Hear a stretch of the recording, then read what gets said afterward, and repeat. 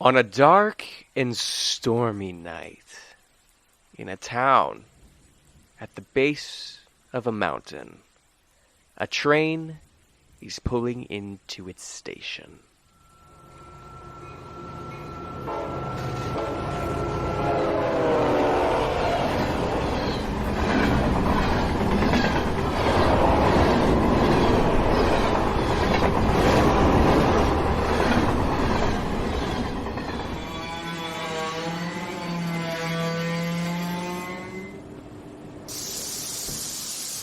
As the train comes to a stop, the doors open, and 3 cloaked figures emerge from inside.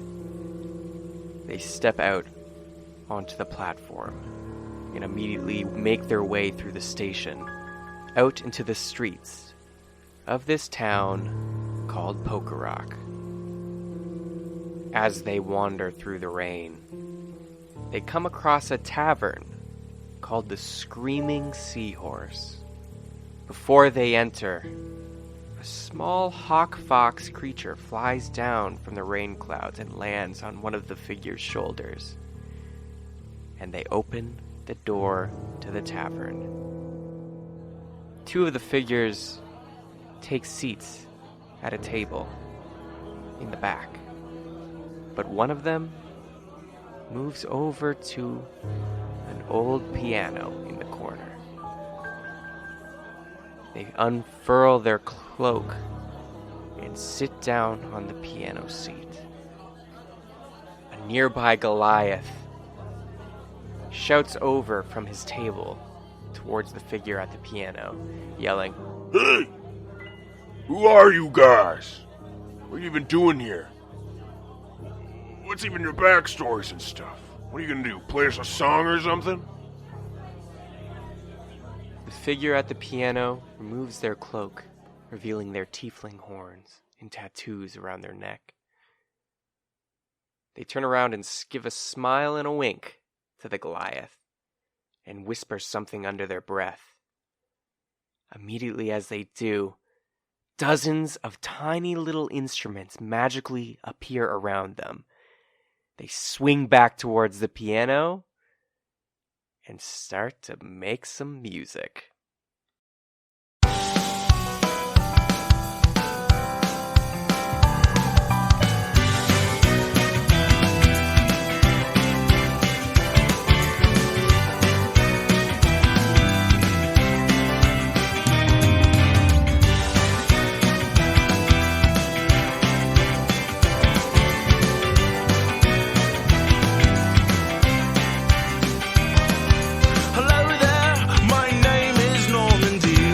Norman with a capital D. D stands for the Demon King, and I'm his son, or at least I could be. Yes, but Norman, aren't you the squishiest member of a curious team of 3? Well, yes, but you'll always remember a song sung by Norman D. Raised by monks, but a body inside and a teeth clear through and through. Yes, it is. So don't you underestimate what a call from the deep can do, 'cause we all must face the day it's true. And on that day I hope you pray the Norman D will see you through, 'cause we are treasure hunters. Wow, I haven't played like this in a while.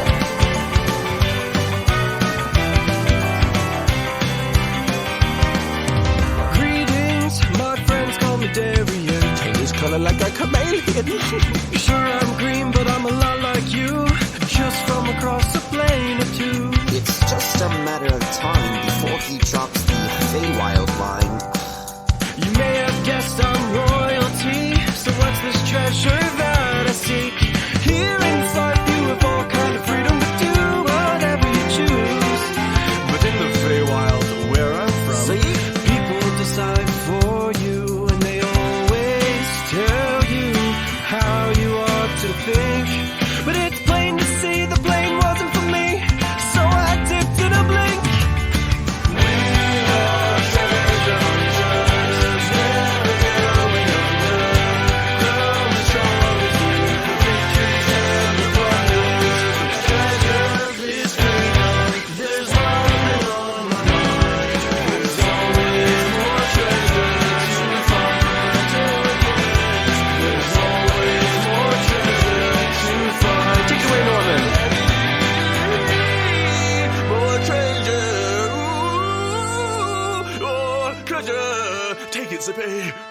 My name is Zippy Westboro from the Bramble Patch. You know it's beautiful, but really uneventful.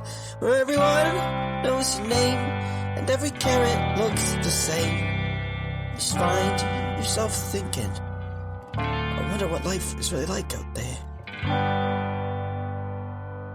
I am a treasure hunter, never going under, growing stronger through the victories and the blunders.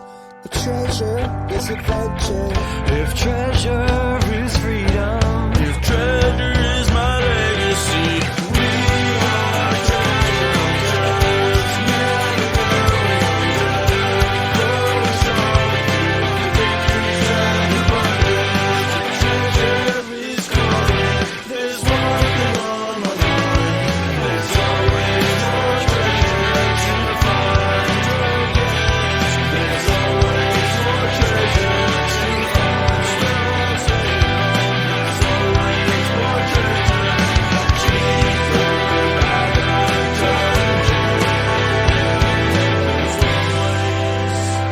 more treasure to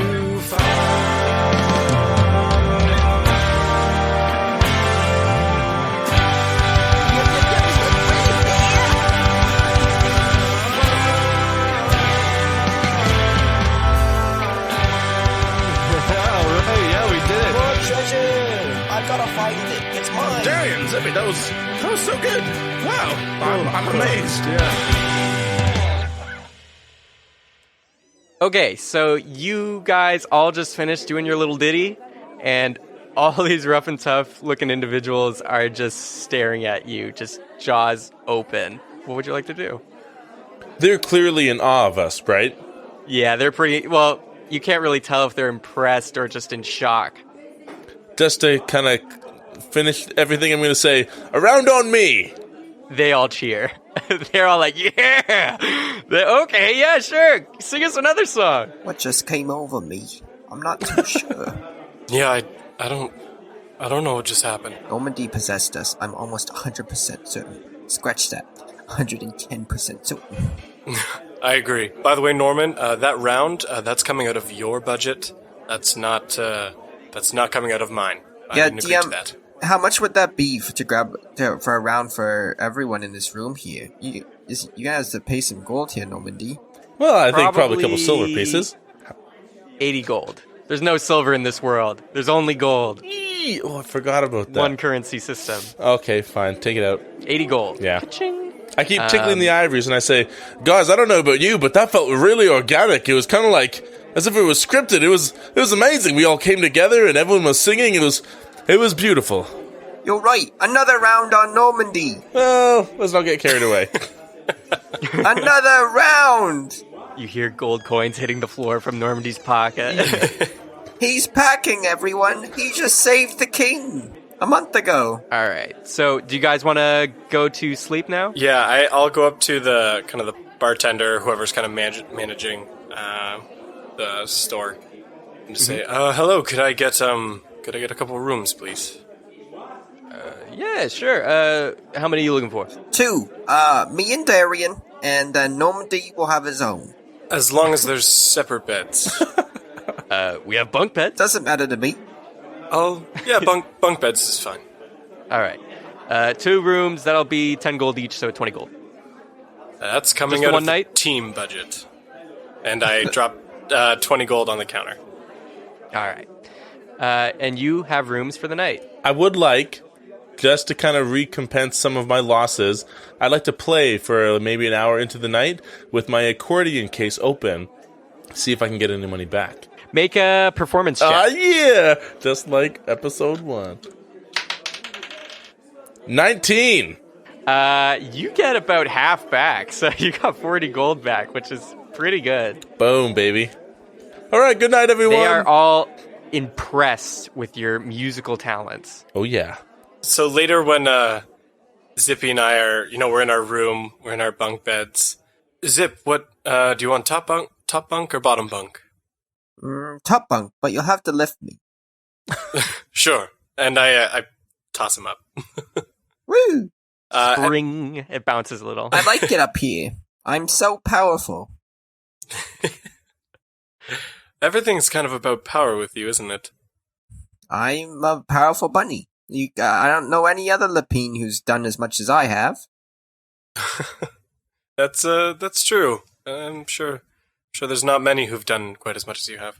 I go and, kind of dim the lights, and when I'm lying in my bottom bunk, we're sitting there for a second, Darian speaks up.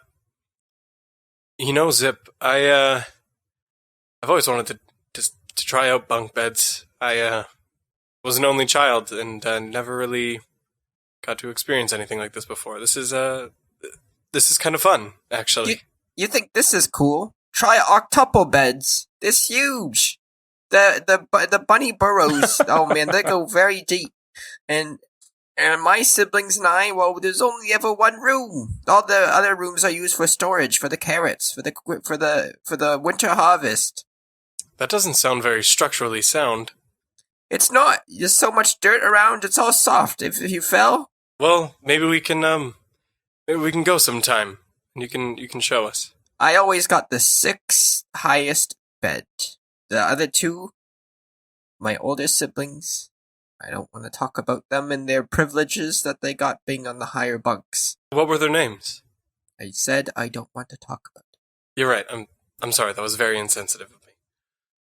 All right. Well, let's get some rest. In the morning, we'll go around, get our supplies. We should see what options we have for transportation. That's the main reason we're here, is to see what we can get in Poker Rock. Yes, I think that'd be best. Transportation is what we need. I'm excited. I knock on the wall a couple times. Hey, Norman, you okay over there? Royce, is that you? Norman, were you asleep already? Oh, I wasn't praying. I kind of put my medallion away. Oh, I never mind. I was totally sleeping. Yeah. What's up? What? No, I just was making sure you're okay. Oh, yeah. I mean, yeah. Good night. All right. That seemed a little fishy, Darian. Yeah. Did he just say he was praying to the Lord of the Deep? Do you think he was really sleeping, though? He seemed like he just blatantly lied to us. Why wouldn't he be honest with us? I know. I think we can just leave him to it for now. It's, we're allowed to have some privacy, I let everything air. That's why I don't wear clothes. That makes a lot of sense, actually. All right, let's get some rest. So each of you go to sleep. And you know how we had all that dream stuff in season 1, and every time you slept, there was a new thing? You guys, since it's been a bit of a time skip, about a couple days, pretty much a week, and you've slept in that time, you know now that whenever you guys sleep, you always end up in the same white space that you met Viso, the god of dreams, in, but nothing ever happens. So you, Zippy, Darian, Normandy, and Paige always share this dream space for the night. But nothing ever happens. Everything's always just the same. So you wake up. Okay. Nice. Playing Go Fish the whole time. I can't get rid of these people, not even in my dreams. Even Paige. Yeah, I'm just going to start meditating from now on. I don't need to sleep. Can you teach me, Darian? Oh, maybe we could try. Then we could do that together, too.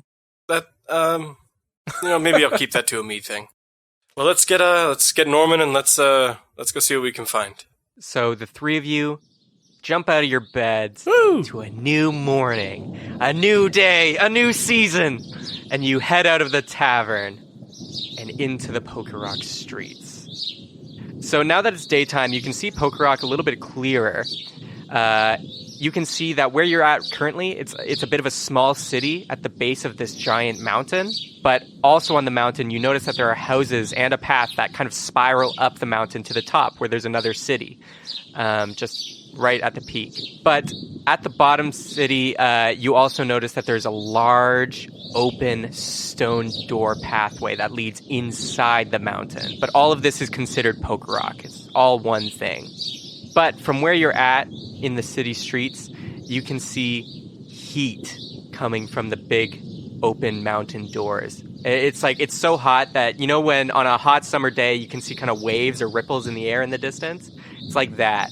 But also you hear the clanging of steel just off in the distance. But you also notice that Poker Rock is a lot different from Orem. So Orem was all, you know, gold and nobles, and everyone was pretty well dressed, and it was very multicultural as well. In Poker Rock, you see it's much more humble. A lot of the people here are wearing clothes that are stained with oil or just overalls, like working man clothes. And instead of it being very multicultural, almost everyone here is dwarves, as well as them being just, you know, humble and not having gold streets and everything. Instead, they have huge advances in technology. They have these steampunk-style streetcars that go through the cities and up the mountain to the top city. And just these kind of railways and tram systems that are really technologically advanced for this fantasy world. So that's kind of the gist of Poker Rock. But as you guys get out into the street and you're looking around, you see a horse-drawn wagon pull up in the street next to you. And it's very familiar because on the side it says, Valentine the Cursed Curiosity Collector.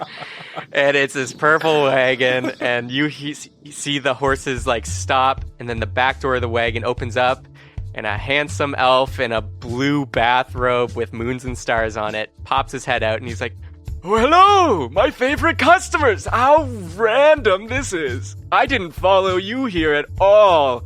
What are you guys doing here?" Adventuring. It's great to see you. You sound just like you did in season 1. Of course. It's very consistent. Yeah, adventuring, cool. What, do you think you might need some cool magic items for your adventures? No, piss off. Okay, I thought that was a long shot. No! You know, you get one customer in your whole life and then they backstab you. I'm just kidding. Come back. I think my Darian gave me a little pinch on the back. I'm sorry for being rude. What? Oh, thank you for the apology. That's the first. I'll collect those as well now. Does that translate into currency, like points for your shop or something? Nope. Okay. I wish. But hey, if there was a program, you'd be the top customer in that department. Hey. Well, I think we've got a little bit of gold to burn with some of our reward money from before. Why don't we stop in and take a look? Do you have anything new? Give me a catalog. Oh yes, I have lots of new things. Here's a Word document. When he unravels this large scroll, and it's a list of all the things he has for sale. But also, when you step inside the wagon, just like before, it opens up into a much larger space. It's kind of, and Darian, you can tell when crossing in that this is kind of like a pocket plane. And you know, there's lots of things on the shelves. It's draping purple fabric all over, and yeah, it's just a lot of stuff hanging around. I'm only looking for one thing when I go in there. Oh yeah? Tell me. Is the void chest still in there? Oh, you better believe it is. I'd like I to haven't use touched it all since of you our did. gold to put it all in there. All 20,000 Okay, gold pieces. hold up, fellas. Look, we got 5,000 gold as some reward money. That's 1,600 each with 200 and change. We already used 20 for our stay at the inn, and so that's, you know, we've got about 160 or 180 communally, but each get our own 1,600. You cannot spend the other 1,600 unless you ask for permission, but you get Hey, 1,600 guilt. Darian, knock knock. Who's there? Darian. Darian who? Wah, wah, wah, wah, wah. Downer, downer, downer. And I'm gonna take my That was ledger so here. like him. Oh my god. I'm gonna take your ledger here and mark off an extra 100 gold. No! What? You're not that's in going charge back- of the gold? It's going back into the communal fund. You're not the Secretary of Treasure? Has anyone else here had any kind of formal training in fiscal matters, accounting, treasury? Yes, we as young people, as young Lapines, get our own plots of land. I've mentioned this before. I have my own carrot row, and I was managing it. While they talk, I go and I put 150 gold pieces into Valentine's hand. I want to use the void chest. Oh, you got it, buddy. And he leads you over to the void chest. It's just this kind of normal, plain-looking chest. But he opens it up, and you look inside, and it's kind of like the night sky. It's the void. You give him the 150, and he says, Well, you know the drill. Reach your hand in. Let's see what you get. Oh boy. So for first-time listeners, while he's doing this, the void chest is this random item generator. I don't even know what's in it. I don't know the extent of what random items that can come out of this thing, but we're going to find out together right now. You ready? I look at Darian and Zippy and I say, "Wish me luck, guys." And I put my hand into the chest. I'm still arguing with Darian. Look, if I have to do this again, my name's Zippy Westboro. Clearly you didn't understand the first time. Zippy, I've heard this story countless times. Well, then get your facts straight. I'm the fiscally responsible one. Oh wow, guys, look at this! It is a... Oh my word.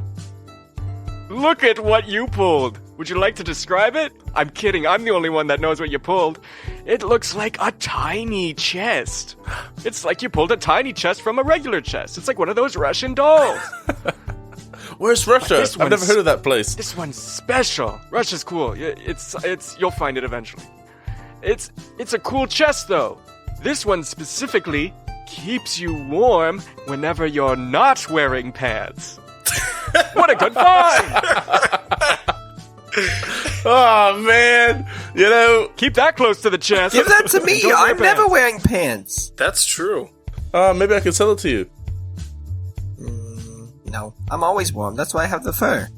Dang it. You know, that's the thing with the goat with the void chest is the allure of it is such a double-edged sword because sometimes it's so great and sometimes it's so not. You know, Valentine, I never told you that something that I got from your store actually saved my life.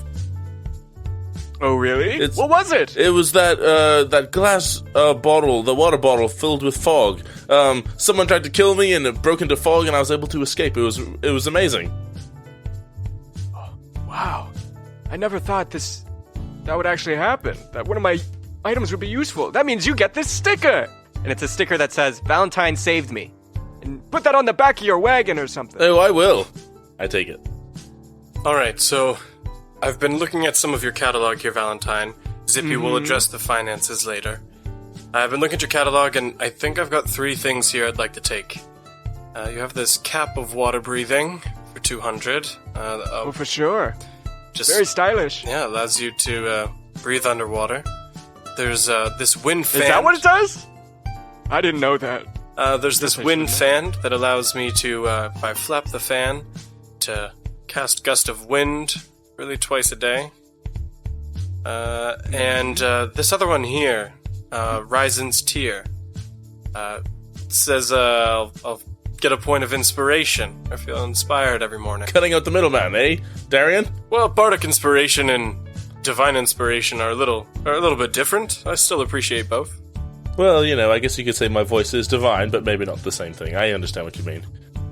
So I'll take those 3, and you know what? For the hell of it, I'll do a void pull. Void chest. You know, if you want tears, I do have a jar of them. I'm going to pass on that one. You didn't even look at it. Yeah, that's alright. Oh, one other thing. This is for the team. I think I'm going to take this package of Rocky Talkies. You mean the Walkie Rockies? The Walkie Rockies. I'm sorry. It says on the little description card here that allows you to communicate through the rocks at great distances. Oh, that's Yeah, so check it cool. out. Check it out. I grabbed one. Oh, hey, coming in. It's Valentine. You hear me? I can hear you. We are That's still proof in it this. works. We are still in the same room. I wouldn't hold them too close to your head though, because you might get curses. Good to know. I take the 3 and I toss one to Zippy and one to Norman. Ooh. That also came out of the budget, by the way. So that's we're down to not a lot. Anyway, yeah. So I'll take that void chest pull. All right, you ready? I'm ready. Reach in. Ooh, this one's nice. This is a vaguely human-shaped earring. It's only vaguely, though. It kind of looks like it has arms and legs. But it's an earring. You wear it on your ear. But that's not all. It also mutates you, specifically, into an unrecognizable mess whenever you cover the earring up. What?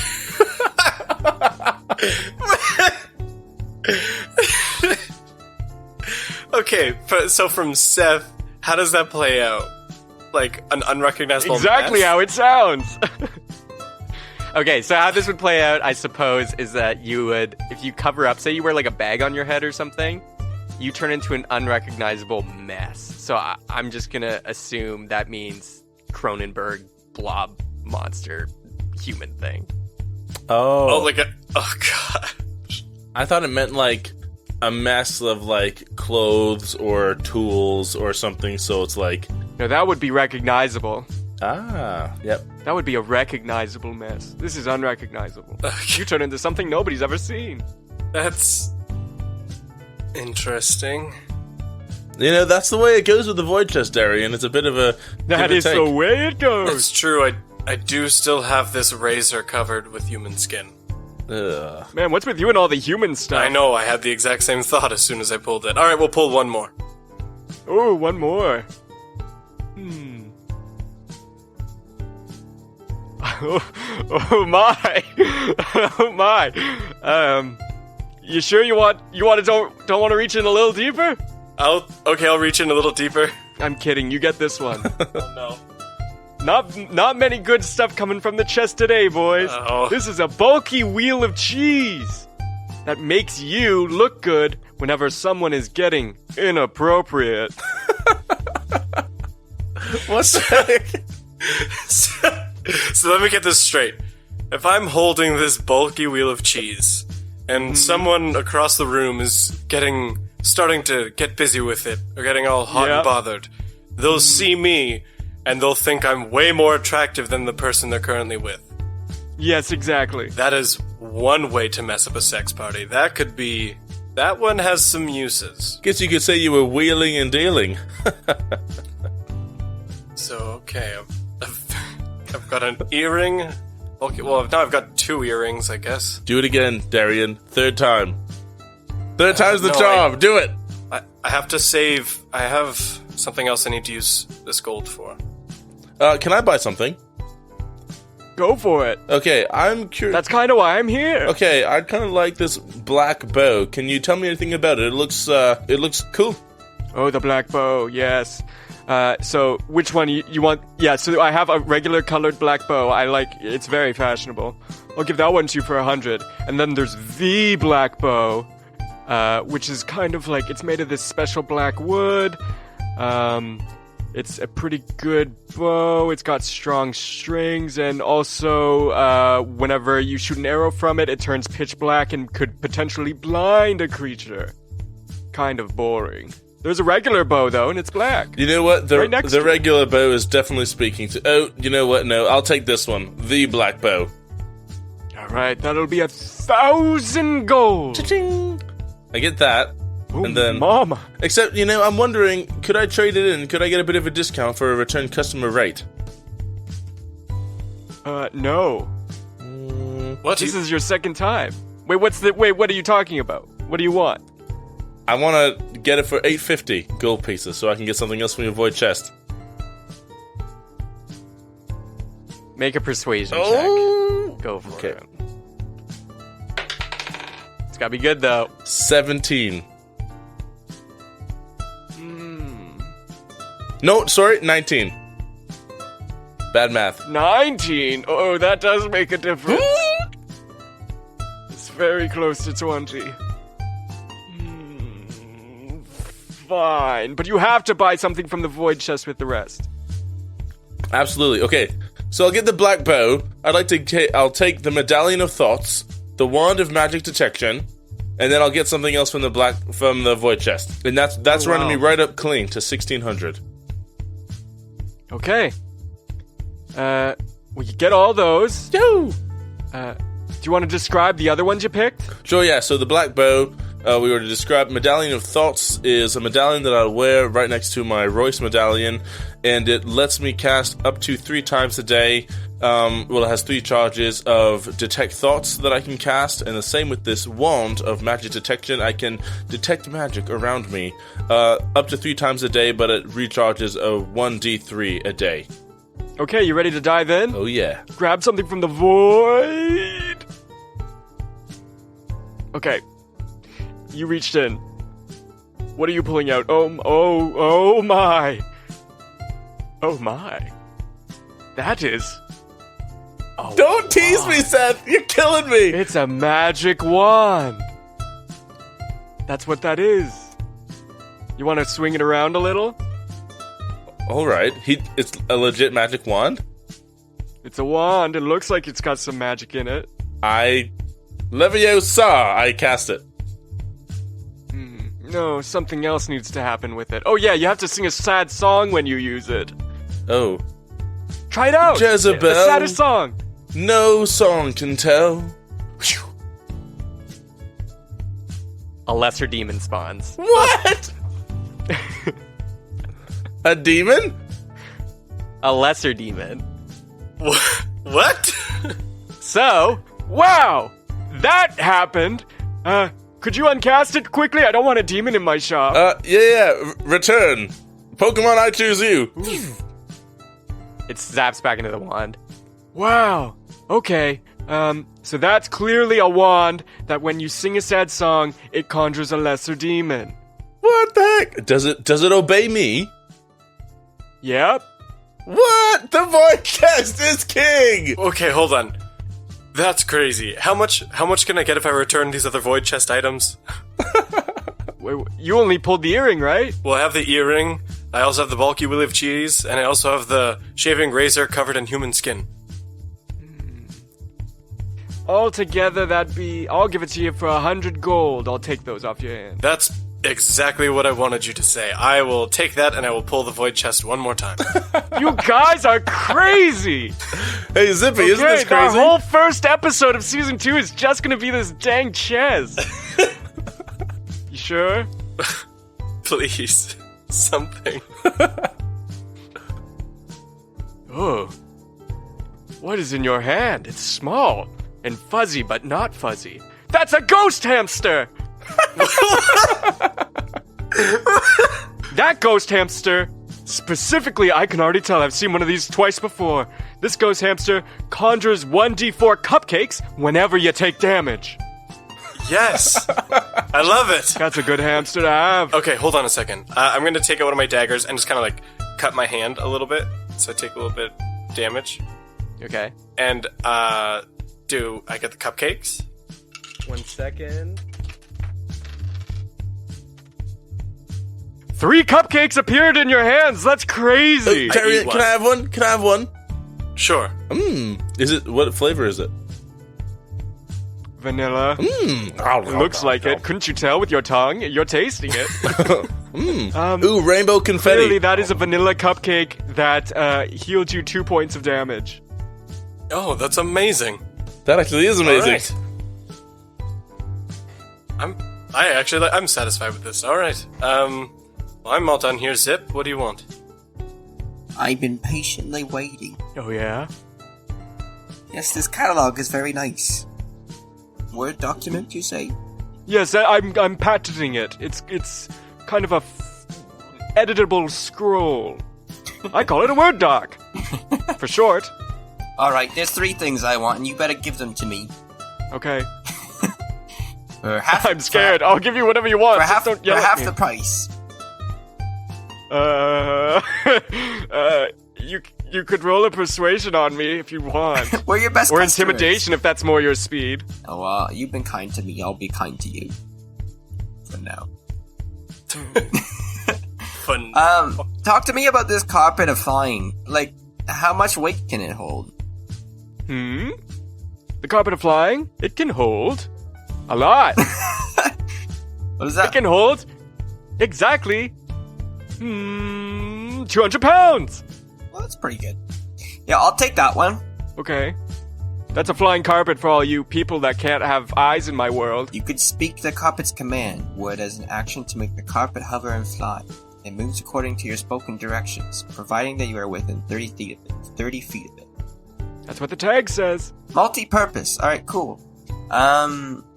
What's the command word? Carpet, go. All right. I don't know. I made that up. The carpet starts like flying around in the shop. You're my friend! Obey me. It kind of like does a little dance and then it wraps around your arm. I start pulling a thread out. Oh,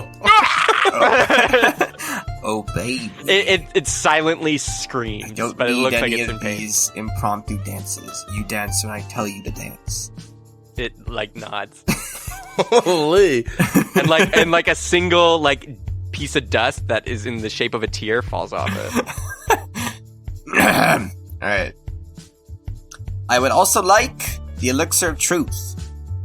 For those of you at home, the Elixir forces the individual drinking it to say nothing but the truth for 10 minutes. They are compelled to answer any questions put to her or him in that time. But with each question, him or her is free to make a separate DC 13 will save. If one of these secondary saves is successful, they don't break free of the truth compelling enchantment, but also doesn't have to answer the particular question. No more than one question can be asked each round. You get 2 uses of that bad boy. Straight up truth, 10 minutes. Alright, what else you getting? Alright. The last thing I want is the bottomless bucket. Ooh. For those who don't know, this bucket is almost like a pocket dimension like the bag of holding, except it holds liquids. It can fit an entire lake's worth of water right in the bucket, and other liquids too, but I think the maximum is a lake's worth. So I'm thinking things like Gatorade or elf juice. Every time we succeed at combat, you dump like the Gatorade on the coach. Zippy's gonna run up with the bucket and just be like, "Good job." Yeah, so I'll take you never know when you need this bottomless bucket. So I'll take that one too. Alright. How much is it for the random chance thing? It's 150 gold! No, sorry, I'm not a crazy gambler like all of you. You all have problems. I respect Do that. it. Oh. Do it. Oh. Zippy. No. Nope. I am gonna keep my 100 gold. And you never know when someone's gonna need our help on the street. Like me, next time you find me, you could help me by giving me more gold! Alright, well, thank you for your shop, your patronage, or I guess that's the wrong side. We gave you our patronage. Thank you for your supplies, Valentine. Well, I'm sure we'll see you again, I guess? Oh, probably. The chances are super high for that. Not in a creepy way. It's just you're my favorite and only customer. And only. That's, that makes sense. I get that. Don't go getting any curses now. I put the stuff I got in my backpack, and, well, that can fit. I hang the bucket off the left side of the backpack, and then I roll the blanket onto the strap on the top of my backpack. So Alright. it looks like a traveler's backpack. It does. It really looks like it now. I saw that everyone else started walking ahead of me, and I catch up to them. I have all my stuff equipped now as well. Okay, Come so again soon! And you leave, and you're back in the streets, and the wagon starts pulling you off into a separate alleyway. okay, so You're back in the Poker Rock streets. awesome. Is there a blacksmith nearby? You could ask somebody. You, dwarf sir, is there a blacksmith nearby? What are you asking me for? What are you asking? What do you want a blacksmith? Is that it? Yes, that's exactly what I asked for. I'll play along. Yeah, there's a blacksmith. Well, all blacksmiths, kind of. All right. Is there like a shop? You want a shop? Yes, of course. Okay, shop, sure. Yeah, okay. No need to get whatever you're doing. Okay. You can go into the mountain. Is that That's where? where all the forges are. That's where the Tatara forge is. That's where all the shops and blacksmithy things are for sale. What's the Tatara Forge? That sounds really important, or else you wouldn't have mentioned it. That's so true. Damn. It's kind of like the crown jewel of Poker Rock, if I'm being honest. It's what allows us to work with white steel. Yeah. What's white steel? You wouldn't have mentioned it if you didn't want me to ask. Wow. This guy, yeah, man, yeah, white steel. Let me tell you about it. Okay, so white steel is this metal that was previously unusable until we used the Tatara forge. But the heat coming from it is so intense it allows us to, mold it and shape it. White steel is kind of the sharpest and most valuable steel in Ohm. It must come with some sort of curse, though, right? Who knows? Oh. We haven't used it long enough. Did you find the Tatara Forge recently? Nope. Do you want me to tell you the whole lore about the Tatara Forge, I guess? Yeah, did you find it in the mountain? Yeah. All right. So long time ago is when Sven, the Forge Father, found and developed the forge, the Tatara Forge. So, long ago, when the first dwarves were digging into the earth, they managed to awake a slumbering Afriti named Tatara. An Afriti is kind of like a demon fire genie. Really stupid. Anyways, Tatara started flooding the mines that the dwarves had made with fire, making it impossible for them to dig any further and get any more precious metals. A huge problem for Pokerok. But one day, a young dwarf named Sven developed a special suit of armor that was able to withstand the fire from the Afriti, and he ventured into the mines to speak with Tatara. Tatara was impressed when the dwarf showed up, and he was like, "How the hell did you make it here and get through my fire? How are you alive?" And the dwarf said that Afriti's flames were too cold, and that the suit of armor that he made was enough to handle his stupid candle-like flames. Tatara laughed and said that this was impossible, but couldn't help but be curious if it was true. The dwarf then challenged Tatara, saying that if he wasn't able to melt through his armor, then he would be rewarded with a wish, because Afritis can grant wishes. Tatara agreed, and then started to blast the dwarf with blue flames. But still the dwarf was able to withstand the fire in their armor. But again, Sven insulted the Afriti, comparing his flames to just, ashes, just a coal on a campfire. Tatara then blasted Sven with white-hot fire, the hottest fire that anyone's ever seen or mustered. Took every ounce of Tatara's power, but still, somehow, Sven was able to stand there unscathed in this armor he made. The Tatara gave up and asked what Sven's wish would be. Sven said that his only wish was that Tatara and his flames would be imprisoned in a forge, so that the dwarves could use his heat to work with metals that were previously unable to be worked with. Tatara was furious, but he lived up to the bargain and became trapped like a genie in a lamp, but it's a genie in a forge. So now, that's how the Tatara Forge was born, and its white-hot flames allow us to make white steel and so forth. And that's kind of the whole lore about that forge off the top of my head. What the heck? That was amazing! I want to break the genie out of the lamp. I have this magic carpet. I'm seeing a theme. Baby, whoa. That's like a movie.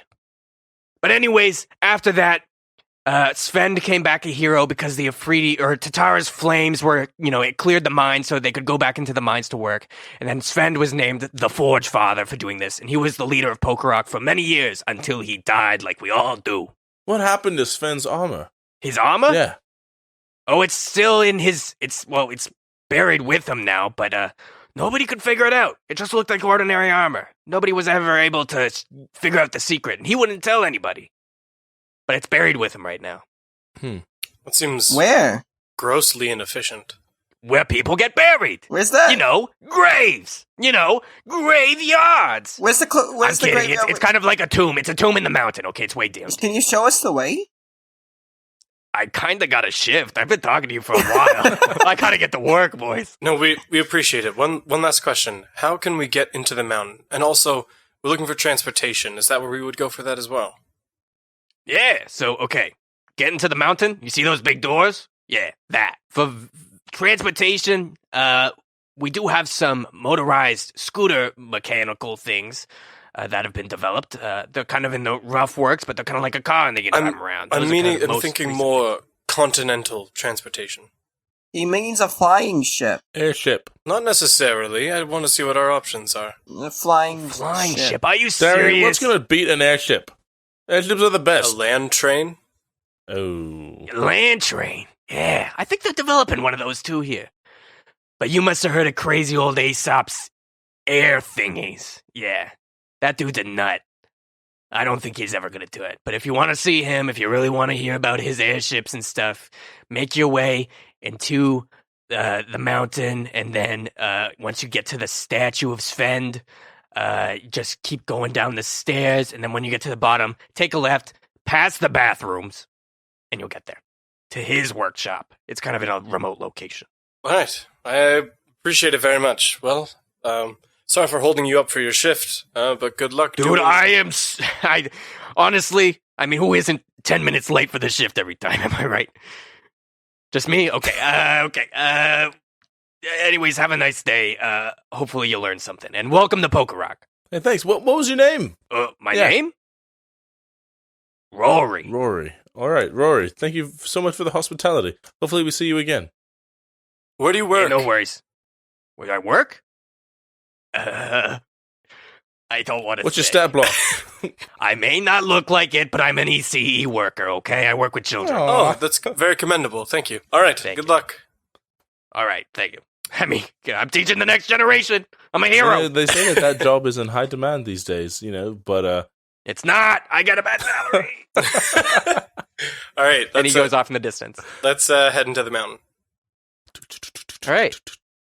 You head through the streets, and same old deal.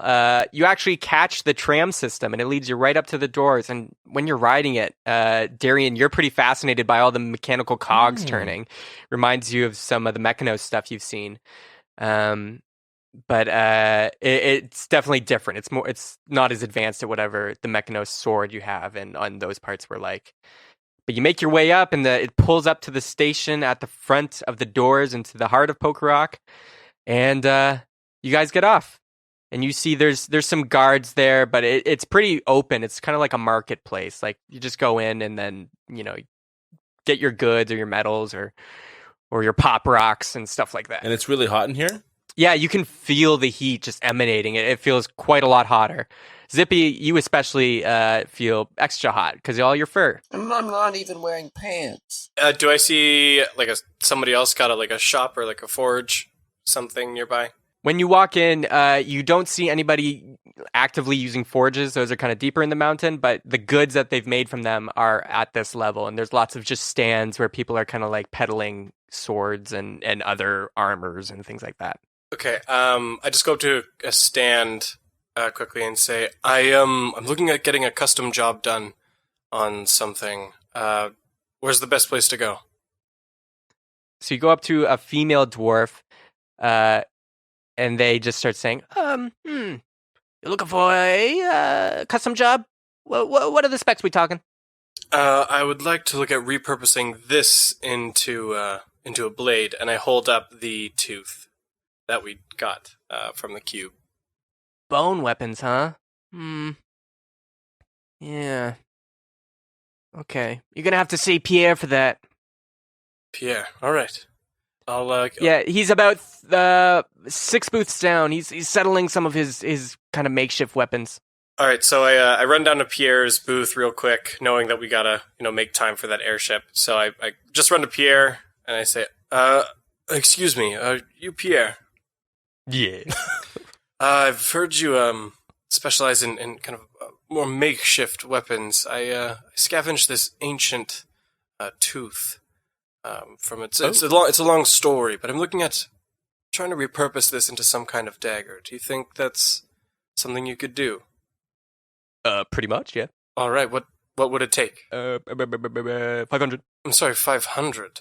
That seems a little unreasonable, wouldn't you think? If you want one of Pierre's pointy things, you gotta pay the price. I'm bringing you the materials, though. There should be a discount amount for that. Yeah, it is discounted.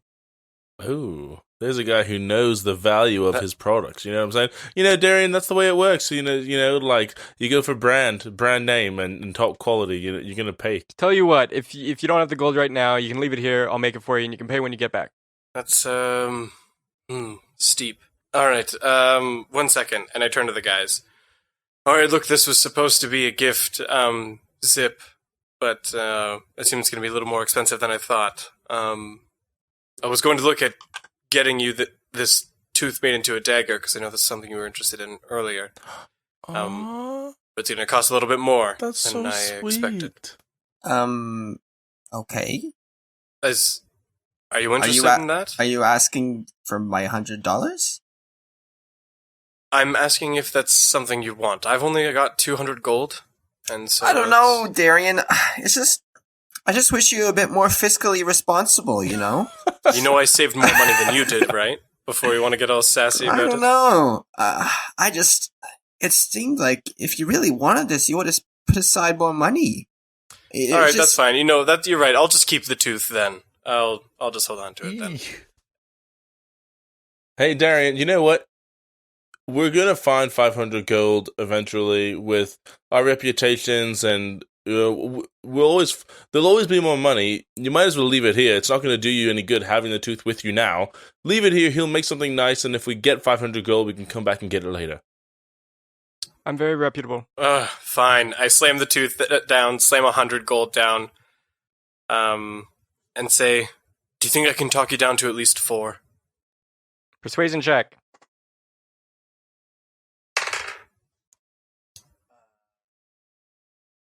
You have the inspiration thing.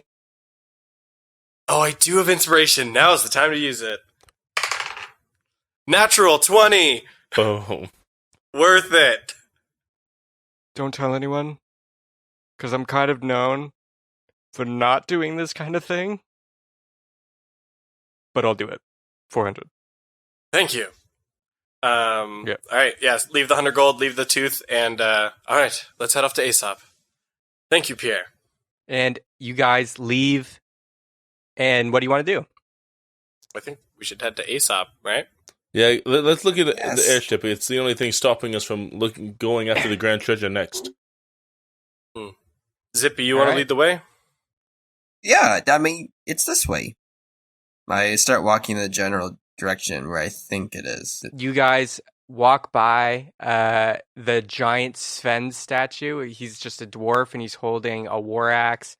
And he has this kind of weird armor on that looks very like steampunky.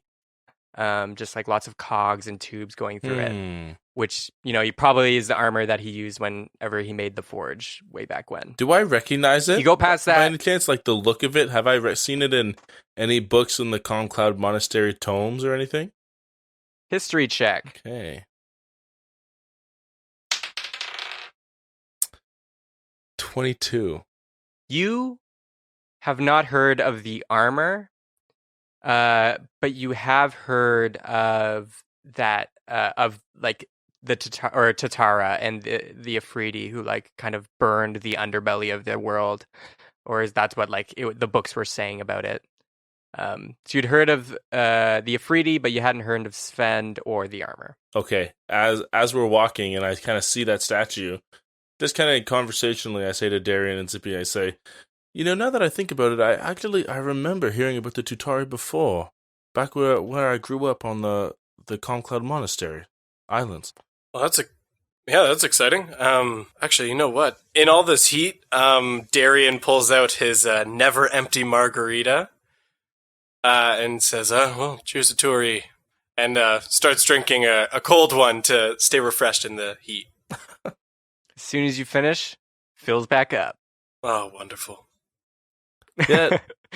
Unless we're not in the mood for role playing, guys, I just basically thought, it kind of adds some credibility to what Rory was saying about this place and how maybe there wasn't a Afridi down there. The Tutari, to hear about it all the way past Sanguine in the Calm Cloud Islands, it's there's got to be at least a grain of truth to it. Look, there's wild magic shit all over this world. I never really doubted it, to be honest. I've seen way more magical things than that. It's a wild world. All right.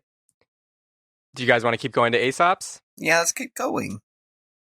All right. You make your way down the stairs. You take a left. You see the washrooms. There's a line for the ladies' washroom, but no line for the men's. Typical. And then you keep going, and you get to this little wooden door. It's kind of been just like caves that you've been going down. Not really like polished or anything, but you get to a wooden door. And do you knock or do you go in? I knock. Okay. You knock and you hear a loud bang and crash, like something fell over, and you just hear, Oh boy. Oh, jeez. And then scuttling down as a dwarf opens the door. This beardless little dwarf with kind of a bowl cut, and like these steampunk goggles, like binoculars that are like wrapped on his head, looks at you guys and he's like, Yes, what is it? What do you want? I'm At welcome. last, the great Aesop, we finally meet you. We have heard so much about you, and we've been grandly looking forward to this day where we get to see you. If you came to kick me, you're a little late. They already did that this morning. I don't need any more bullies coming into my workshop. I trust me, friend. We're being entirely sincere. We have come to Poker Rock exclusively to see you and your products of air travel. What? My airships are being talked about outside of Poker Rock? We've heard it from the famous Greta Gilbert. Gilbert. Oh. He sends his regards. Oh, come in. Come in. That's fantastic. Come in. and you guys enter into the room, and you see it opens up quite large to this workshop, and it kind of turns into a huge hangar. And in the distance, you see this two balloon side, this flat topped with kind of these giant pipes coming out the back. It's like a yacht looking kind of thing, but with two balloons on the side, and it's probably an airship. And that's where we're going to take a break.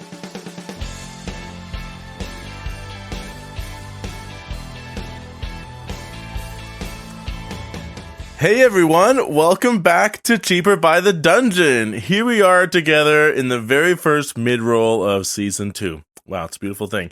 My name is Adam, and I highly recommend this podcast. Here are our announcements and shoutouts, so nestle in close and prepare your ears to be washed by my sultry word things. Okay, first off, if you are new to Cheaper by the Dungeon and you're thinking, dang it, this is Season 2?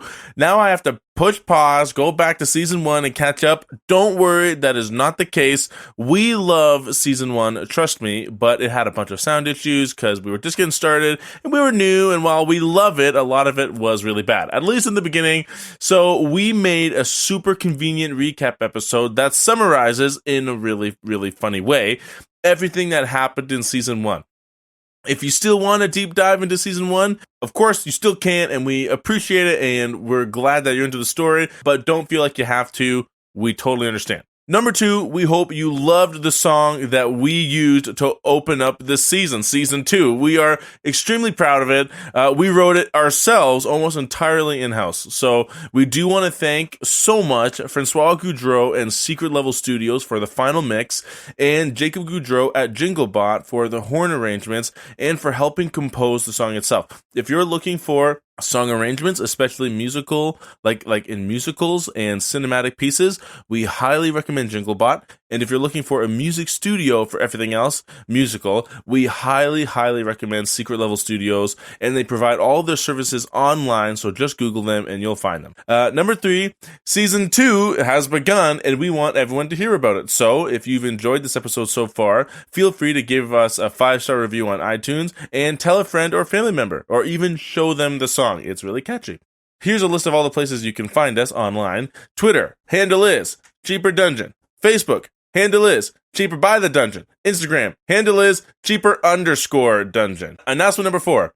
We are a bi-weekly podcast. That means our next episode is not coming out next Tuesday. It will be coming out on July 9th. Seems so far away, right? Tell me about it. Announcement number 5. If you're hearing this, thank you. Thank you so much. Thank you for all your support, for giving us a chance, and for joining us on this crazy adventure.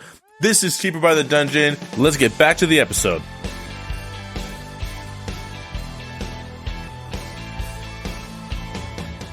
And we are back. Okay, so you guys just entered into Aesop's kind of hangar workshop, and you saw the airship in the back. So, you're friends of Gilbert's, right? You wanted to specifically come here to find me and my airship? That's quite odd. Not many people are interested in my work. Well, my fine friend, we recently joined with Gilbert to join in his never-ending quest for a grand treasure, and he said that your airships were the best way to travel the world to acquire them, and he said that your airships alone would do the trick, so we came straight here.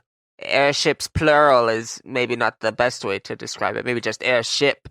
Oh, well, even better. I have had a few airships in the past, but they were prototypes and they did not turn out the best or were usable for commercial airlines. We'll take whatever you got. Take?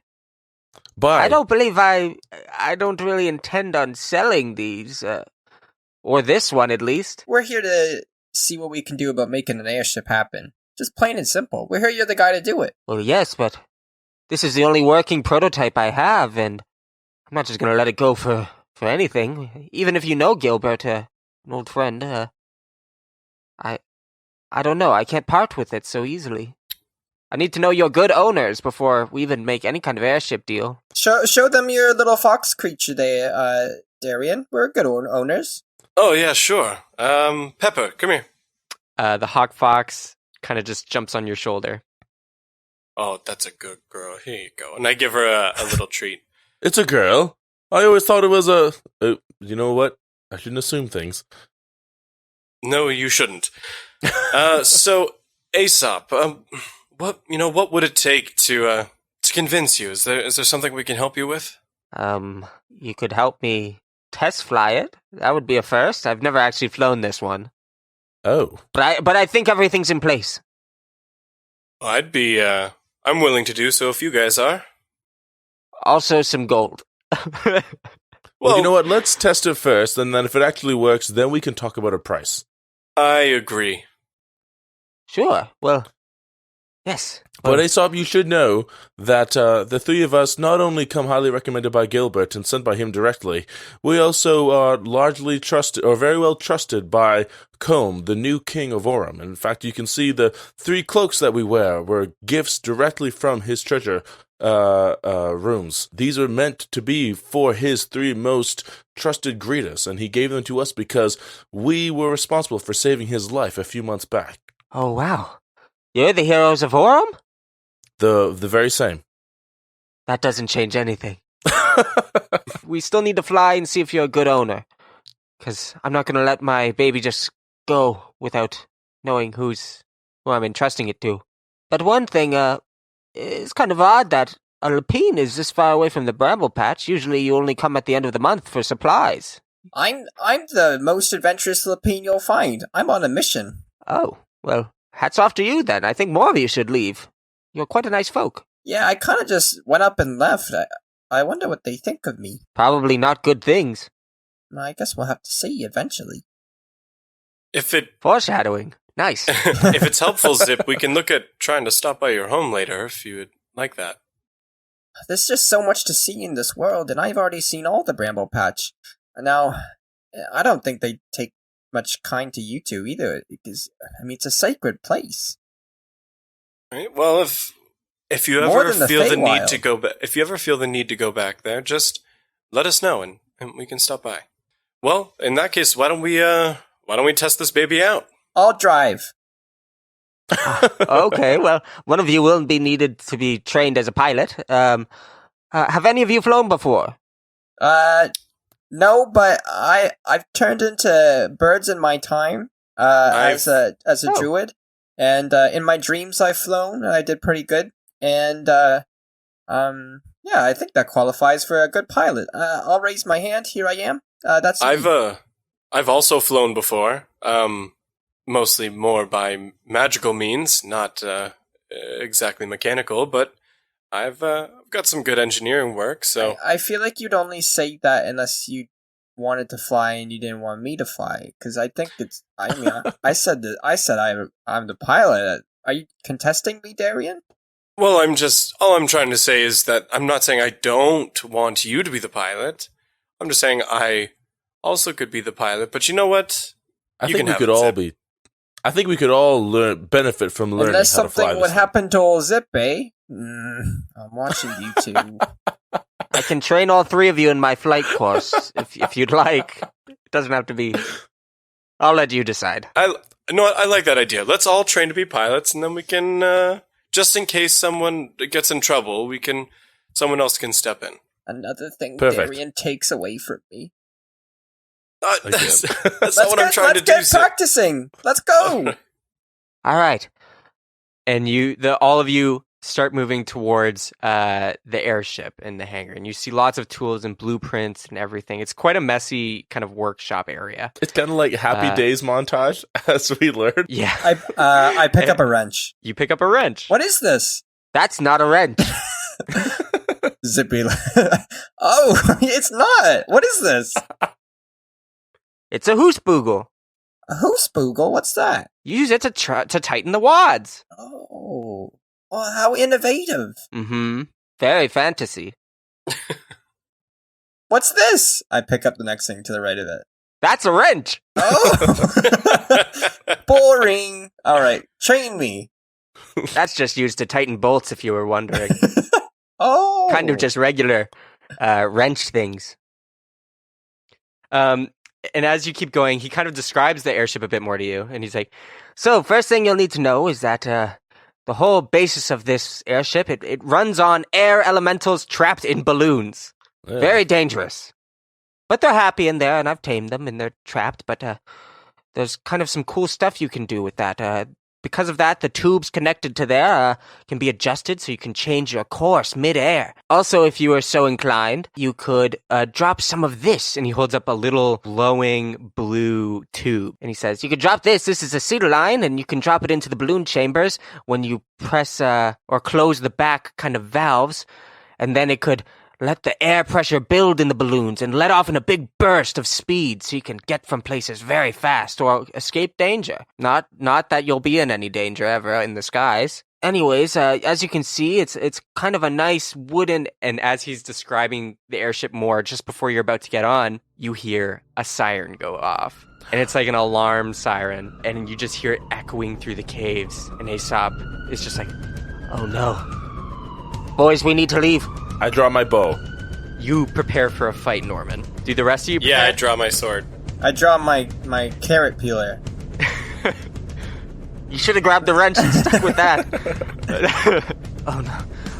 Guys, it's kind of a poke rock thing, but, every couple weeks or so, the brood oils come from the deep, like the depths of the mines, not the actual deep. They come up and try and attack. I'm sure you're very familiar with them in the bramble patch. We need to go. We need to close off the hangar before any get in, because that would be a problem. All right, I'm on it. And I start running off towards the hangar door. I use thaumaturgy to close it. The door closes. Got it. I got it, Darian. Oh, well, thanks, Norman, I guess. Sorry, did you want to do it? You here. I open the door. You can do it's it. fine. No, it's fine. Stop. I close it. You can see sweat is starting to pour from Aesop's brow. And he's just like, oh dear. I always get so frightened when they appear. Oh, okay. Stay calm, Aesop, stay calm. You can hear the siren is just still going. There's a little, latch on the door that you can open to kind of peer through, like a peephole. But right now it's closed on the wooden door. Aesop just goes into the corner in kind of fetal positions and starts rocking himself back and forth. You start to hear some screams in the distance. And you start to hear flames start to burn and flare. All of you make a perception check. 17. And that is a natural 20. Plus 2 is 22. Oh, plus proficiency, 25 total. Okay, no need to brag. We know the nat 20 is a godsend. Whatever, jeez. Mine was 17. Let's make that clear, okay? No one cares. Everything pales in comparison now. Okay, you look out the peephole, Darian. And you can see all the way down the hallway because you have this 20/20 vision, get it? And you see some scurrying figures in the dark in the back. But then you see some dwarves in these power armor suits. They're like, now there's dwarves are usually short, kind of like Zippy's size. But now these dwarves in their power armor would be on the same level as you, Darian. And you can see them slotting in these gems into kind of a dial thing in the back of their suits. this red gem, and they slot it in, and their arm starts spinning. It's like this steampunk suit. And the steampunk arm piece starts spinning really fast, and it shoots like a flamethrower. And you can see as it's shooting flames into the hallway, away from the door, you can see these creatures lurking. They look like hairless lions, but with these two very human-esque arms like arcing off the back, and they have like two elbow joints so they can like bend and crack very and they're very flexible, but they're like arcing over the back. And for the head, it's kind of this big bulbous orb that has no eyes or nostrils or anything. It just has this giant mouth with red gums and these two holes on either side of its head that should probably be their ears. And most notably, which Zippy would kind of know from the legends, is that there is this long, oily black tongue that is constantly dripping this black fluid onto the ground. You can see that they're like kind of screaming and scurrying back into the caves from where they came, but the power armor dwarves are kind of pushing them back into the darkness. So that's what you see, Darian. But also because you got a nat 20, you immediately hear some rattling over in the corner of the hangar. Fellas, I got some bad news. There's some really gross things out there, and I've got a feeling that one of them just made it inside. And I start heading towards the corner. I say we run. No corner. Run. This is bad. We have nowhere to run. We're currently trapped in this room. Run around. We run around. Oh no. Seth, I don't know this. I don't notice this thing in the corner. I think all of you would have noticed the rattling noises. It sounds like something just like fell over in the Okay, corner. I start pinwheeling to get a different vantage point. Like if Darian's walking straight towards it, I'm gonna like maybe take 10 steps to the left and just keep a bead on the corner with my bow. Oh, boys, be careful. I may have forgotten to lock the kind of below hatch. Oh, no. I don't think they would have been able to crawl from there, though. They'd have to be quite small, but be careful. And he kind of like hides underneath a desk in his workshop. Knowing our luck, it definitely is one of these things. You guys keep circling around this noise in the back of the hangar. You're kind of making like a V formation as you move towards it.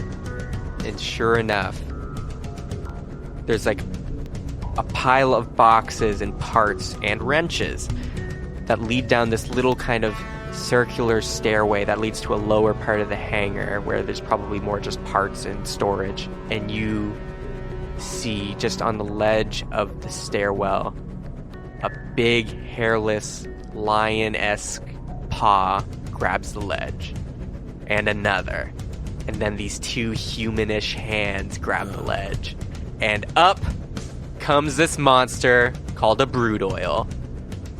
Roll initiative. Oh boy. Man.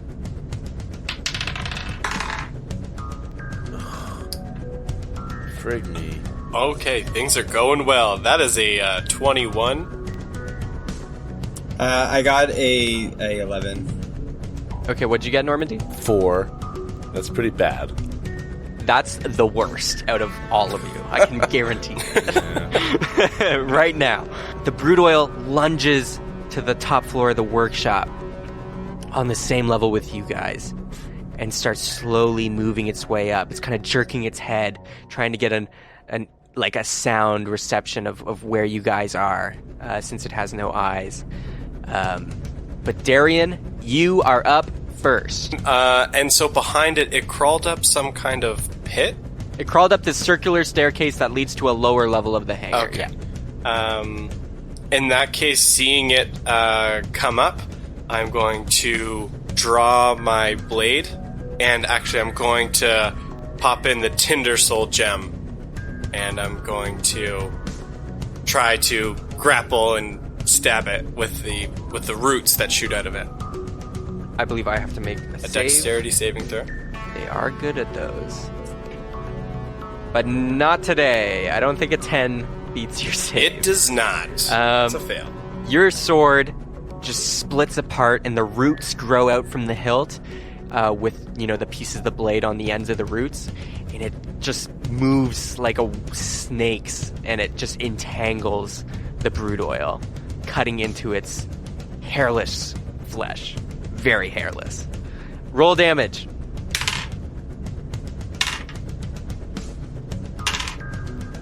That's going to be 18 damage, and it's now restrained. Whoa. It lets out a scream, and it fills the hangar. But it is restrained and kind of held in place by the roots of your sword. Norman, time to test out your new bow. I will as soon as I can, but I got a feeling I'm going to be quite a bit later than everyone else. Is that all you're going to do for your turn? Yeah, that's my action and bonus action, So next up is the brood oil. So they're going to try and escape this. Does an 18 break it? Yes, it does. Okay.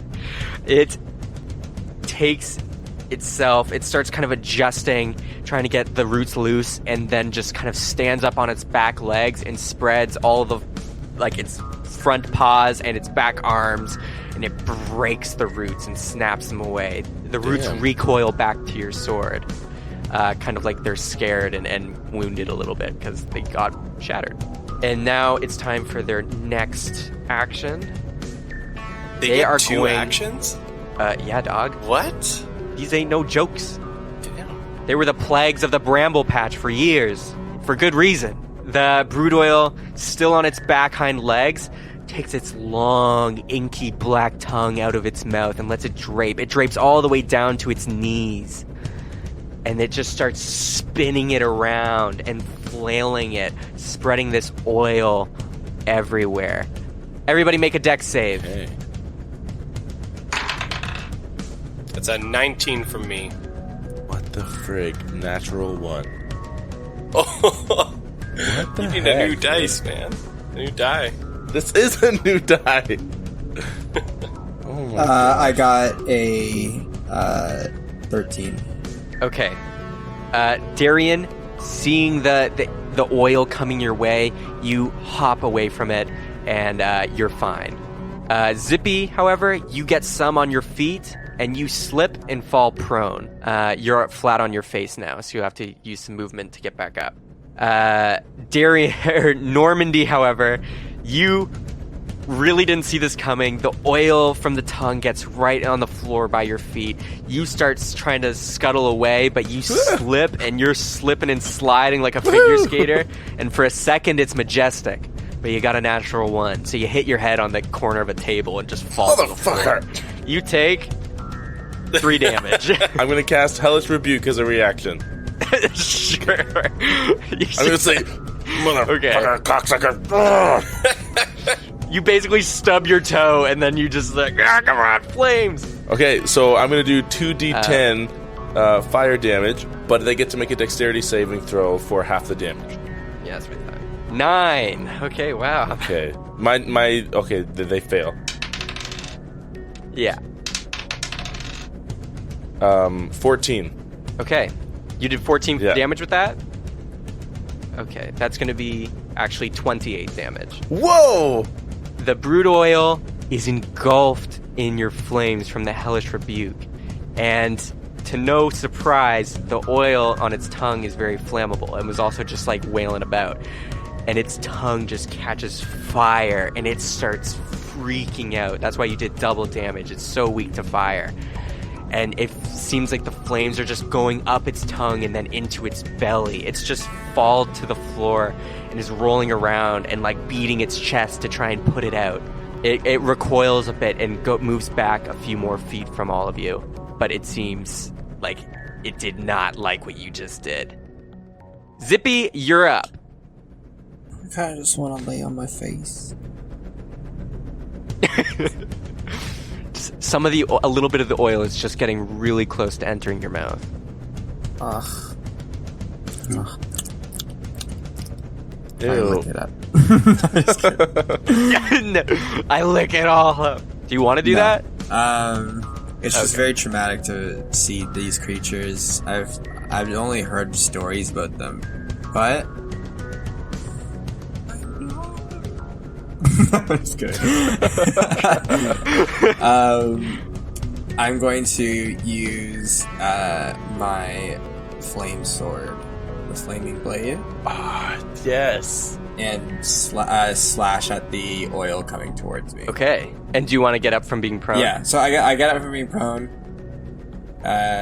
Hold my hand up in the sky like I'm trying to reach for someone. No one comes. Okay. Oh wait, it's the flame blade, my true friend. Shing! The flame braid. The frame braid. The frame braid appears. The frame braid. The flame blade appears. It appears in the palm of your furry little fist. You hold it high, like a hero. And then I slash at the oil. Okay, I'm gonna make you make just kind of an attack roll on the oil, just to make sure, because since you were lying face down in it, your fur is kind of coated, like half coated in this oil. No, it was coming towards my mouth. Well, yeah, it was getting higher. It wasn't coming towards you. It was like getting higher. See. You like slipped on it. How about I do an athletics check where I jump and slash? I have some springy legs. Sure, I'll give that there to must you. be some Okay, sort. yeah, there jump- must be some sort of like box in the room or something. I jump towards in the meanwhile. Make an athletics check. We'll see what happens. Okay. I'll give that to you. 16. You hop up onto you actually hop up onto the desk that Norman hit his head on. There's a little Norman blood. Just a little. And you slash at the ground, lighting it ablaze. Norman, you make a a dexterity saving throw. Oh yeah, aren't my friends in this oil too? Nah, I made it out. Darian coolly dodged it. Normandy is just... Sorry, Norman! This is dexterity? 14. Yes. Okay. You, seeing Zippy with the flame blade and seeing the damage that your hellish rebuke did, you immediately kind of combat roll out of the sludge and kind of start rolling away, leaving a little patterns and imprints of Norman's body as you go. So I'm basically covered in oil now. Yeah, you're covered, but you're away from where the flame is just about to explode. Okay. Ugh. Zippy, you cut the oil, and it lights this path up all the way to the brood oil, and it's just lighting this flame as it goes. And the brood oil is going to make a dexterity saving throw. And they also combat roll away, following Norman's lead. Everybody's just on the floor, stop, dropping, and rolling away from fire. Brood oil see, brood oil do, you know? Exactly. Even though they have no eyes. They roll away because they hear the flames coming. So they dodge the fire. However, you have now lit the hangar on fire. Lots of blueprints and boxes nearby are in flames. Not the bulk of it. Most of that was away from where you're fighting. But it's still, a fire has started in here. Quick point of order just from before. I did my damage incorrect on that Tinder Soul gem. Okay. So it's actually only going to be 9 damage, not 19. That's a pretty big difference. I did a couple extra dice rolls by accident. And then I went back to double check and it was wrong. So Yeah, I can't blame you. You know, it's fun to roll. Just keep rolling. I'm just gonna keep rolling, guys. That's fine. Thank you for your honesty. Okay, next up is Norman. You are prone and further away at this point. You're about 40 feet away from the brood oil. And there's a big wall of flame in between the two of you. There's a wall of flame in between us. Yeah. All of you are kind of on one side of the hangar, and the brood oil is now on the other, and there's a wall of flame in between you. Okay, am I still prone or am I standing? Like, did I come to my feet? You're prone. I'm gonna climb up. So you have to use your movement to get up. Okay, so I'm gonna climb up to like a kneeling position. I'm gonna get my black bow and I'm gonna start pulling the invisible string. That as soon as I pull it, the string appears, and I'm gonna shoot my black bow through the flames. Hopefully, it lights on fire as it goes towards the bad guy. What's it called? A brood oil. So as it goes towards the brood oil, hopefully it catches fire and hits him with fire as well. Go for it. Okay. I want this, This to is happen. like a Legend of Zelda puzzle where you shoot through a flame. I and know, get the it's ice, so the cool. ice switch. Into the eye to unlock the door. Yeah. For Zelda! 19 plus stuff. Damn, you hit it. Boom! And because of your clever Zelda puzzle tactics, I will say the arrow, as it flies, it turns black as well with the black blow, and it flies through, and as it passes through the flames, it's in there just long enough to catch on fire. Yes. Zelda style. It flies and hits the brood oil straight in the head. Can you do like a Roll damage. sound where that happens? Owie. No, not from him, but like a bing or doom or Oh, for the bow. Oh, no, okay. not from the when it hits him in the head. Owie. No, not him saying that. Like, what does it sound like?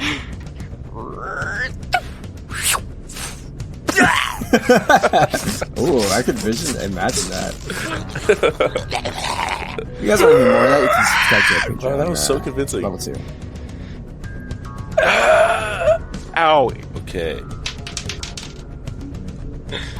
Ow, that hurts so much. Oh my! You shot a flaming arrow in my skull. Stop it, Norman, stop. This is what It's like James is here. James is a brood oil. It's confirmed. hates the. That's an 8 plus 2. 8 plus 2 Yeah. damage? And then I don't know if the fire does So anything. if my math is correct, that's a 2. No, that's a 10. And you get, people were like, for a second there, they didn't know if I was joking or not. Okay. But also, when you do that, I have to make a Constitution saving throw on a DC of 18 or be blinded. Yeah. Until the wielder of the bow's next turn, right? Yeah. Unless it has true sight. It did not save, but it also doesn't have eyes. So, So in that case, it probably is true sight then. yeah. Okay. So it does. Guys, I totally got the feeling that the black bow would have worked against this thing. But the 10 damage you did, since the arrow was on fire, it was a 20 damage. It doubled it. Yes. The brood oil, after having all that sound effects and stuff happen to it, it is in pain. You can see it is bloody, but its blood is also oil. It's kind of like black sludge is oozing from it. But it is not feeling good. Darian, back up to you. Well, seeing how a bunch of the room has gone in flame since dodging out of the way of the oil, and closing the gap between me and the beast might be a little difficult. Actually, is there a lot of flames surrounding the beast specifically? No, it kind of rolled away from them, but now that it's been shot by another fire arrow, there are embers starting to hit the floor near it, and there's black oil starting to pool around it. So, it's in a very flammable spot, and it could be, it could be boom time soon. Yeah, never mind. Yeah, I'm going to keep my distance, and I'm going to draw my bow and take 2 shots. And whatever shot, if one of the shots hits, I get to add an extra 1d8 to that. Okay.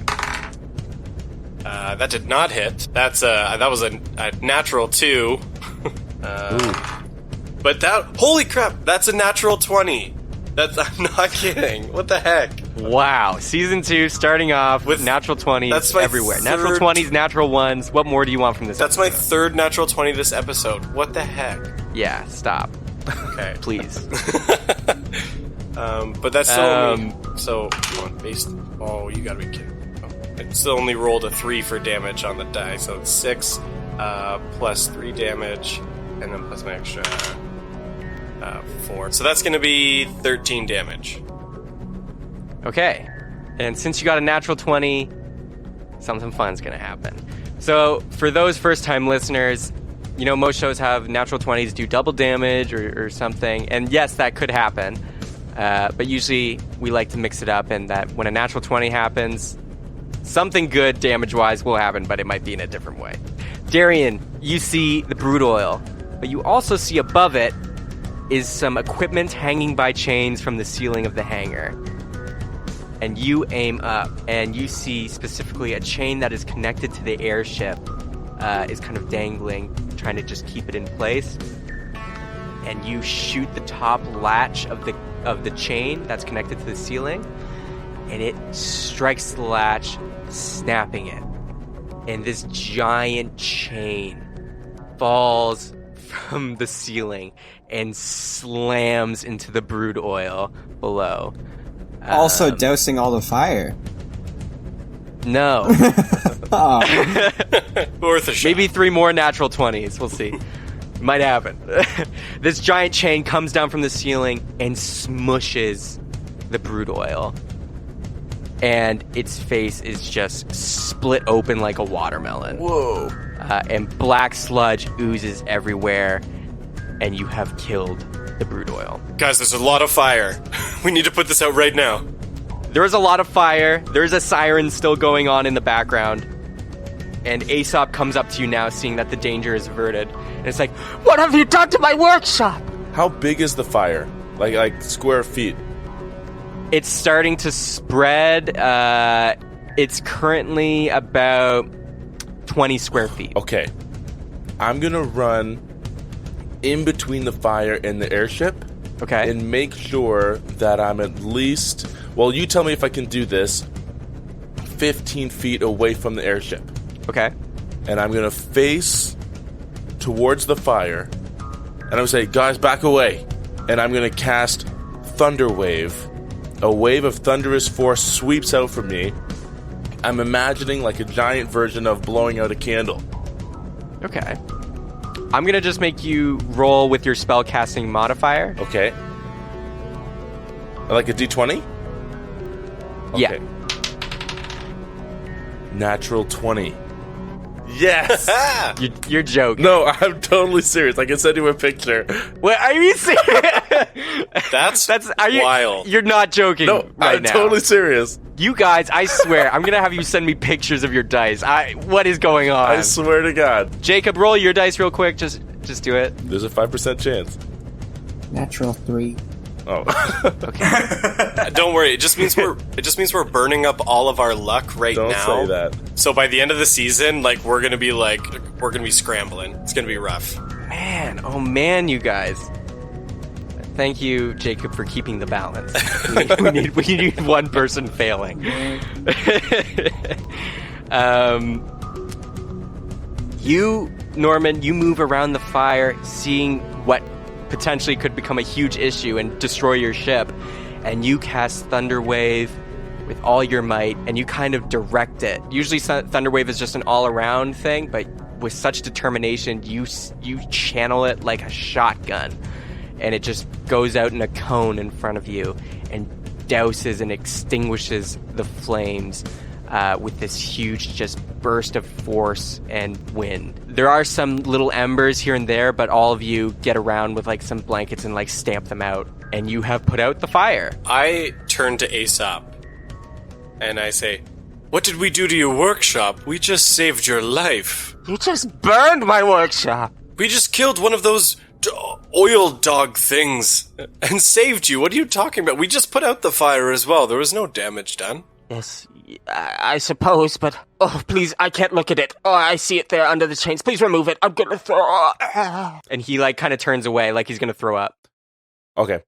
Once he's kind of done retching, I'm a little lightheaded from that spell, but I say, Aesop, the most important thing is making sure you're safe and that everyone else is safe outside. Are there a lot more of those things, or do the dwarves outside have them under control? They usually have them under control, but there's been a few instances where they've made their way up here. I turn to Darian and Zippy.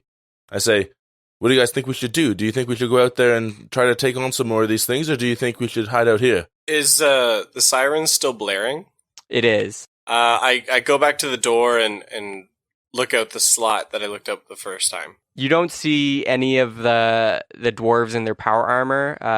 As far as you can tell, they've gone further down the cave or in the mines to push them back. So they're working on getting them out. But the siren's just going as a precaution is probably what you're suspecting. It seems they've got most of it under control. Why don't we just wait here for a few minutes and then we'll see how it pans out?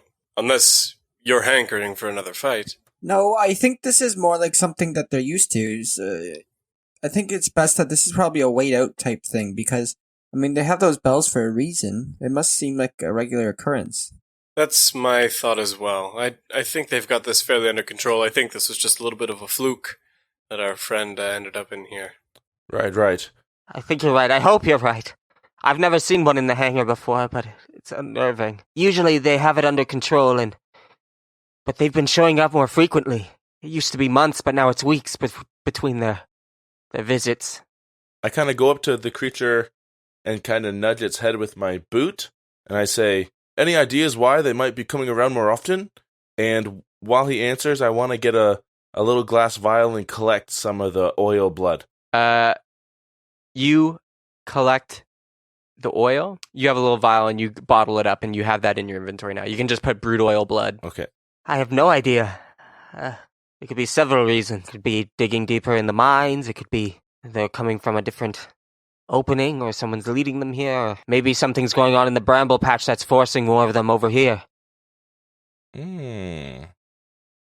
So just to confirm... Honestly, any of those reasons. Just to confirm, Aesop, so those beasts aren't native to here. They're from the bramble patch? No, they're from this general area. Like, all of these mountains, this mountainous area that Pokerock's in is called the Mountains of Caseron.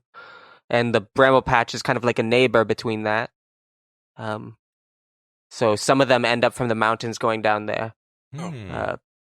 But I don't know. The mountains are a large place, so it could be any reason. Right. So it just seemed kind of odd that a beast that seems native to kind of a more hot and fiery temperate seemed so susceptible to the flames. Seemed like a bad mix from nature there. I know. I don't know why they started showing up. It does seem odd, especially after the whole Tatara Forge birth and things like that. Darian, is there any chance, or even Zippy, do you have any idea of the origins of these things? Is it possible that they're not a natural species? Could they have been made by some magical means of some kind? Look, I'm a young rabbit. I've only heard stories of these things. They haven't shown up in years. I don't know. I'm not the expert. People don't like to really talk about it in the bramble patch. Well, in any event, Aesop, it sounds like a place where these kind of things attack more and more often. It sounds like your airship, even if it is your only one, is not safe here. It almost sounds like it's a good idea to let us take it out for a spin. Honestly, I need some fresh air. I don't want to be down here. Oh, we should just leave. Oh, I'm feeling sick. Oh, okay. Let's just get on the ship and leave. Even if the sire's still going, we'll still get out. Perfect.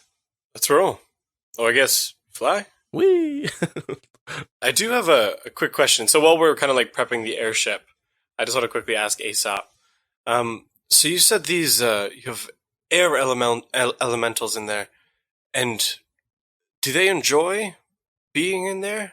I think so. I throw some bags of wind in there every now. Cast a few gusts of wind, if you know what I mean. Is there a way you can get kind of close to see them inside?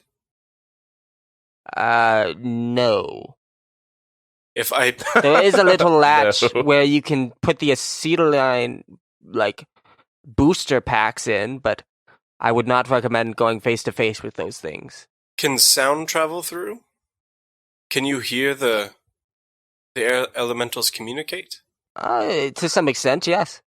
All right, good. You can hear just some rushing wind if you put your ear right close to it. Good to know. Thank you. You all finish prepping the airship, and he shows you around in the tour. Is like, here's the cabin area, here's the storage area, here's the area for engineering. He brings you to the top deck where there's a little kind of just shell of a house on top where the steering wheel is and where all the valves and levers are to control and turn the airship. And he teaches you the ins and outs of this technologically advanced vehicle. All of you, as you saw, there was chains connecting this airship from the ceiling, and all of you kind of remove those and get those off. And he brings you all around to the wheel, and he says, all right, who wants to take him for a spin first? I don't want to do it. I am a little woozy, but I can guide you. Go for it, Zip. All right, I'm in charge now. I'm the captain now. All right, I push the lever down and step on the gas pedal. You crash into the wall. Explosion. Open the hangar Total doors. player. Let's get out of here. Total party kill. He's like, all right, the hangar door. Darian and Norman, grab those ropes at the front. The two of you make your way to the front and grab these ropes, which were seemingly just connected to rock, but actually the rock ceiling is just kind of fakely painted that way to stay obscure. And you pull these ropes and some light shines through and you can see it's like the side of the mountain. If you were looking from the outside, it would look like a little panel on the side of this mountain is opening. And it's wide, and these hangar doors are opening wide. And he's like, all right, step on the gas pedal. All right, all hands to the port. Nope, starboard. What do those mean? Oh, dealing with a bunch of amateurs. All right. I put the action lever down. And then I put on my drunken straw hat. You know, the alcohol straw hat thing that I got in episode 2, was it? And then I go. So you put on the drunkard's hat, which is this straw hat that lets you know the nearest location of any alcohol immediately to you. There's some dwarven ale just in a locker in the hangar. You can sense. And actually, that's it. You hit the go lever, and the balloons on the sides of this airship start ballooning and filling with air. And you can just hear like the air spinning inside, and you feel it lift off the ground. And it's very bouncy. It kind of bounces on the ground a little bit. And then Aesop turns to you, Zippy, and says, all right, now pull that one and we'll be flying out of here in no time, I hope. All right. Fingers crossed. Here I go. You pull it down and ka-chunk! The back valves extend out the backside of the airship, and air starts to gust from them. And you all kind of lurch. Everybody make a dexterity saving throw. Oh, boy. Except Zippy. Because you got a firm grip. 17. 10. Normandy, you're still not very good with your legs today. And you're like, whoa! And you fall prone on your back again. But you fly out of the mountains of Poker Rock. And it's fast. Darian, you grab onto one of the side railings on the top deck. And the air is flowing through. And the wind is just flying through your hair. And you go out. And you've never been this high or seen the lands of Ohm like this. And you see just how beautiful and lush it is. And you see, as you're going higher and higher, the clouds are coming closer and closer. And you actually break through them. And you all get like, okay, well, Zippy and Aesop are kind of in this glass cockpit area. But you two are on the front deck, and you get soaked from flying through the clouds. And you come up the top. And it's not a totally cloudy day, so you can see spots of land. And from here, you can see Orem and the walls and the city. And you can see the breathing chasm and the cracked, scarred land. And in the distance, you can see the swamps just north of Orem. And nearby, actually, you can see this very wooded and patchy area, which potentially could be the Bramble Patch. And off in the distance, you also see north of you, past the mountains, you see this ruined city. And then to the east of that, you see this foggy land and geysers of water piercing through the fog below. It's like a lower layer of clouds beneath your own, and geysers of water are shooting so high that they're actually piercing through the clouds themselves. And you see the world, and it's beautiful. And you all get a point of inspiration! Woo! Amazing. That is so sick, dude. Beautiful. We did it. It's working. Oh, it's working. Good job, Zippy. Keep her steady. Okay. Does anybody want to sing a whole new world? A whole new. As you're up here, Zippy, you get more comfortable with the flights, and you're up here for about 10 minutes, and you're kind of getting your lay of the land up here, and you're just circling around the mountains very slowly and surveying the land. And all of a sudden, everybody makes a perception check. Ooh. 8. What the frig? Natural 1 12. again. And Zippy, you get advantage on this one because it's a hearing. Oh, okay. Yeah, just 12. And what'd you get, Normandy? Natural 1. I'm too busy wringing out my clothes, I guess. You're falling on your face. You're deaf. You're bleeding from the head. Yeah, I guess I got a concussion. But you did put out a fire. Zippy, even with advantage, you got a 12? Yeah. Damn it. Okay, all of you keep flying. No, I hate that. Oh no. Darren, do you ever get a feeling that Until something all really of a bad's about sudden- to happen to us? Yes. Until all of a sudden... Pop! And air starts flowing out, and the airship starts rocking. All of you are alarmed and shaken. Normandy, make another dexterity save, just you, to see if you fall over one more time. Fall over the edge of the flippin' boat? Maybe. Okay, I'm gonna use my point of inspiration right now. You're not gonna... Because I just rolled a 7. Okay, do it. So this is still dexterity? Yeah. Okay, 10 plus dexterity, 15. Okay, you grab the railing and you're okay. You almost fell over, though. You almost fell overboard. All of you are shaken and rattled by the clear damage that the airship has taken. And Aesop's like, Oh no, what could be wrong? Oh man, not the bags. That's the worst thing to pop. and he runs down to the below decks, and you hear him scream and immediately run back and start throwing up. And he's like, Brood oils are on the ship! And that's where we're going to end the episode. No.